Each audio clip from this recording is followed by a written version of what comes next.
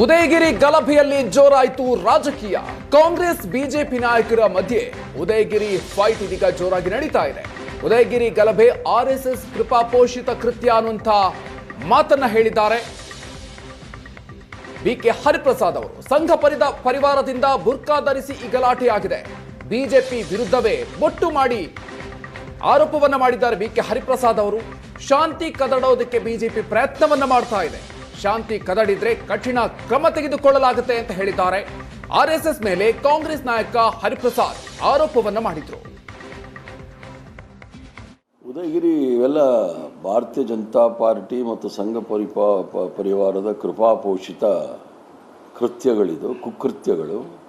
ಕರ್ನಾಟಕ ರಾಜ್ಯ ಸರ್ವ ಜನಾಂಗದ ಶಾಂತಿಯ ತೋಟ ಅಂಥೇಳಿ ಶಾಂತಿಯನ್ನು ಕದಡಲಿಕ್ಕೆ ಭಾಳಷ್ಟು ಪ್ರಯತ್ನ ಮಾಡ್ತಾ ಇದ್ದಾರೆ. ಯಾವುದೇ ಧರ್ಮ, ಜಾತಿ, ಭಾಷೆ ಕಾನೂನನ್ನು ಕೈಗೆ ತೆಗೆದುಕೊಂಡು ಕರ್ನಾಟಕ ರಾಜ್ಯದಲ್ಲಿ ಶಾಂತಿಯನ್ನು ಕೆಡವಲಿಕ್ಕೆ ಪ್ರಯತ್ನ ಮಾಡಿದ್ರೆ ಸಂವಿಧಾನದ ಚೌಕಟ್ಟಿನಲ್ಲಿ ಮತ್ತು ನೆಲದ ಕಾನೂನಿನ ಮೂಲಕ ಭಾಳ ಕಠಿಣವಾದ ಕ್ರಮಗಳನ್ನು ತೆಗೆದುಕೊಳ್ಬೇಕಾಗತ್ತೆ. ಸಂಘ ಪರಿವಾರದವರು ಈಗ ಕೆಲವು ಕಡೆ ನೋಡ್ಬೋದು, ಬುರ್ಕಾ ಹಾಕೊಂಡು ಹೋಗ್ಬಿಟ್ಟಿರ್ತಾರೆ ಗಲಾಟೆ ಮಾಡಲಿಕ್ಕೆ. ನೀವು ತನಿಖೆ ಮಾಡಿಸಿ, ಇಡೀ ದೇಶದ ಬೇಕಾದ್ರೆ ನಂತರ ಎಲ್ಲ ವಿಡಿಯೋಗಳೆಲ್ಲ ಇದೆ, ಎಲ್ಲ ಅವ್ರುಗಳೇ ಶಾಂತಿ ಕದಡಲಿಕ್ಕೆ ಪ್ರಯತ್ನ ಮಾಡ್ತಾ ಇದ್ದಾರೆ ವಿನಃ.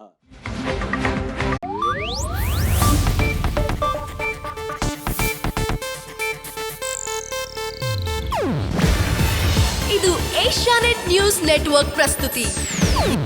ನೀವು ನೋಡ್ತಿದ್ದೀರಾ ಏಷ್ಯಾನೆಟ್ ಸುವರ್ಣ ನ್ಯೂಸ್.